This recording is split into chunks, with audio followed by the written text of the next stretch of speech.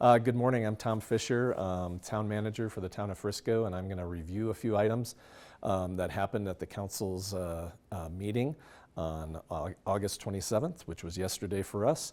First of all, we've been hearing from our community, especially those in our community that live in deed-restricted housing or housing that is restricted for in order to make it more affordable or for people to have to work or live in our community.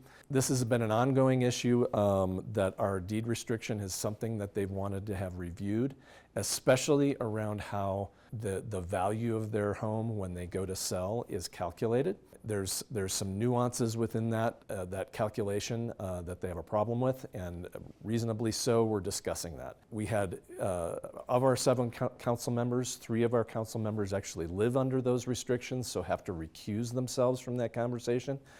So we're working through a process over several meetings to discuss that issue with the council around resale calculations and about 9 or 10 other things that could change the deed restriction as the council makes those decisions. So stay tuned to that and pay attention to our meetings if you're interested in that issue.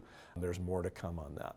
Another thing the council covered in work session yesterday was something called investment grade audits for energy projects. And that's a very fancy way of saying that there is a method through state statute and through the Department of Local Affairs to actually finance energy saving projects like replacement of lighting or ceiling windows or new windows or solar arrays or things like that.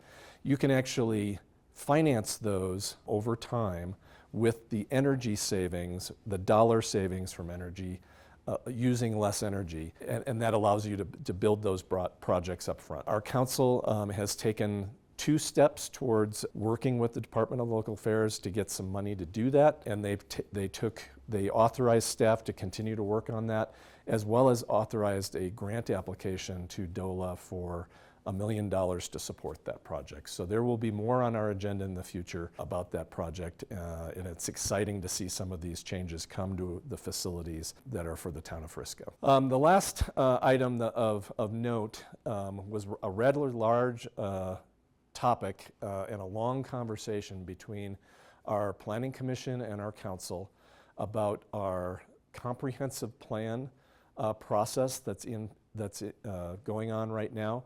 There are public meetings coming up and public input opportunities that you should pay attention to if you're interested in what the future of our town is from a complete standpoint. They also talked about a housing strategic plan that we're working on and the initial results from that.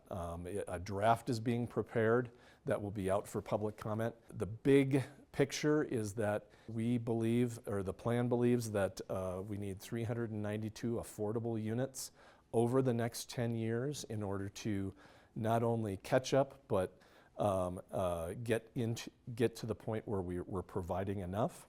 The good news in that is that they've analyzed all the open land in our community, and we actually have enough open land to achieve that.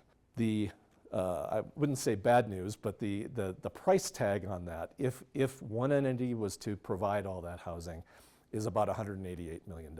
Now that's a huge number. So one entity isn't going to provide all of the funding for that.